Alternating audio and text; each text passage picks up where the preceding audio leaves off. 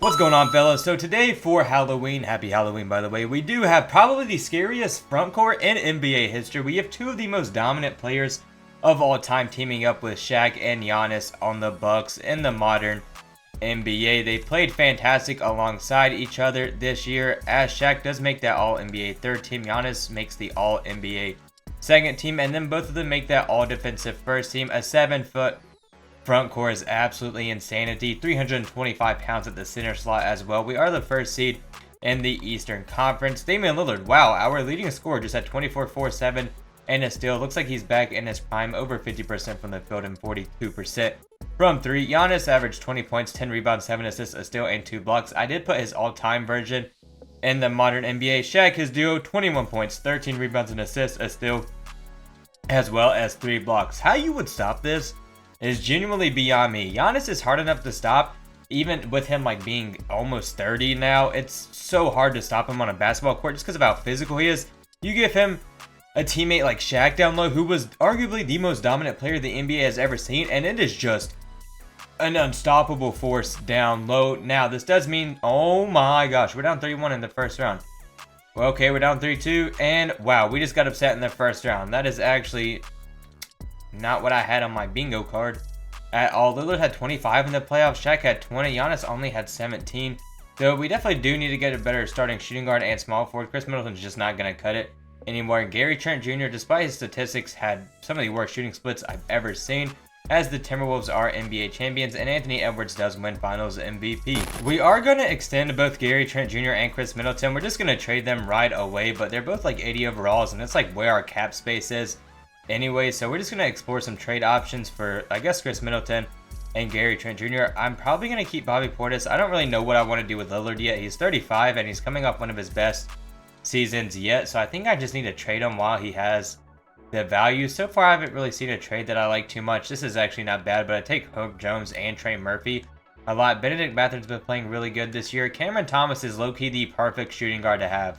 Absolutely no defense, but his offensive capability is going to be disgusting. Okay, we can get De'Aaron. That's who we're getting. I cannot believe that's actually a trade option. This means we are going to be getting rid of Lillard. Can we extend Brook Lopez? Did he retire? Brook Lopez actually probably just retired. That's crazy. I should have vetoed that. All right, we are just going to see what we can find for Damian Lillard. We need a wing. I could always slide Giannis. Oh my gosh, we can get Tyrese Maxey. We can always slide Giannis back to the 3 if I want to. I don't think we're going to see a better trade candidate than Tyrese Maxey.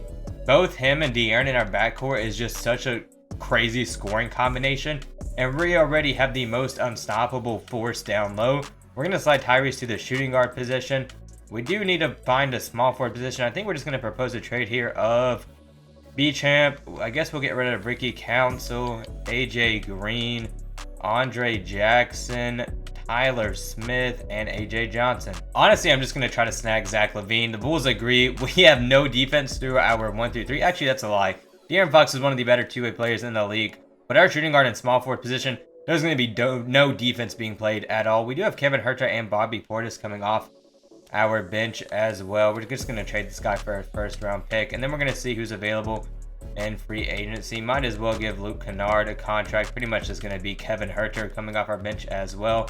And then we'll sign Luke Cornett's a 7'2" body off the bench, so might as well give him a 1-year deal. We now have a lineup of De'Aaron, Tyrese Maxey, Luke Kennard, Kevin Huerter, Zach LaVine, Giannis, Bobby Portis, Luke Cornett, and Shaq. There it is. We go 72-10 this year with probably the most insane team in NBA history. We have the coach and exec of the year as well. De'Aaron and Giannis make the All-NBA second team. De'Aaron just caught me by surprise there.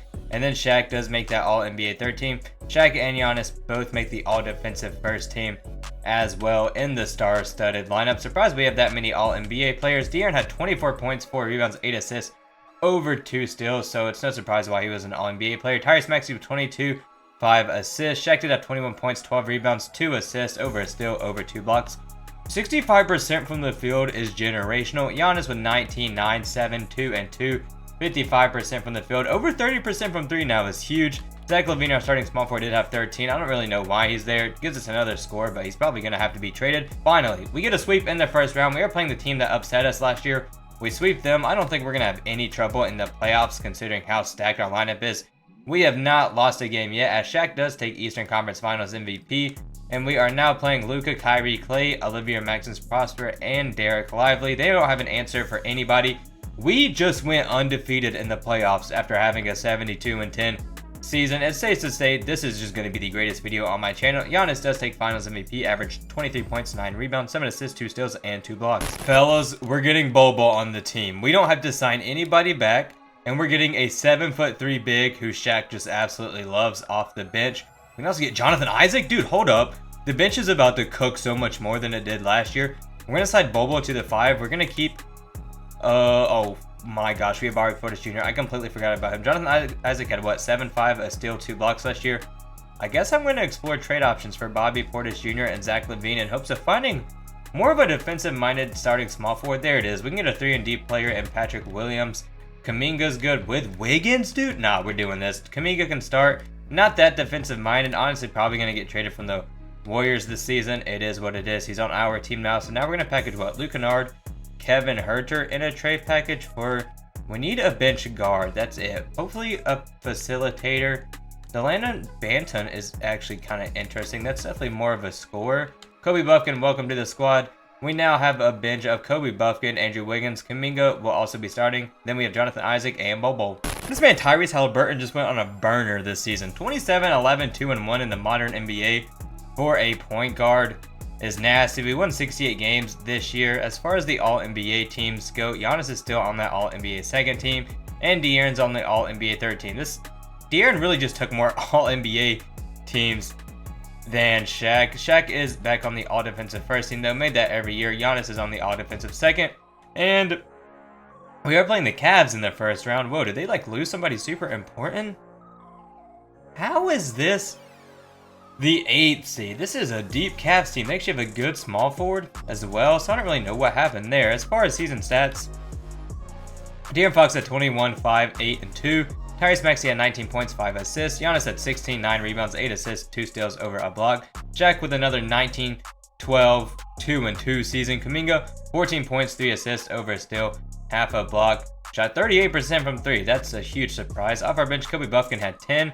Andrew Wiggins had 9. Bobo had 6, 5, and a block. Jonathan Isaac had 5 points, 5 rebounds, a steal, and a block. Our bench is actually a starting caliber lineup right now, as we do come back down 3-1 in the first round to face the Bulls, who we beat in 5 games. Then we're playing the 6th-seeded Nets. This should be an easy sweep. Like, come on now. Giannis does take an Eastern Conference Finals MVP, and we do have the Dallas Mavericks once again, who, do they not have Clay anymore? They don't, but they have Lonzo and Jaden Hardy and Kevin Porter Jr. coming off the bench. That's like a straight guard bench. We win in 5 games to go 2 for 3 on the video after getting upset the first season. Shaq and Giannis were just not having it after that, as Shaq does take home Finals MVP, averaged 21 points, 13 rebounds, almost a steal, and 2 blocks. Realistically, there is no stopping this duo down low.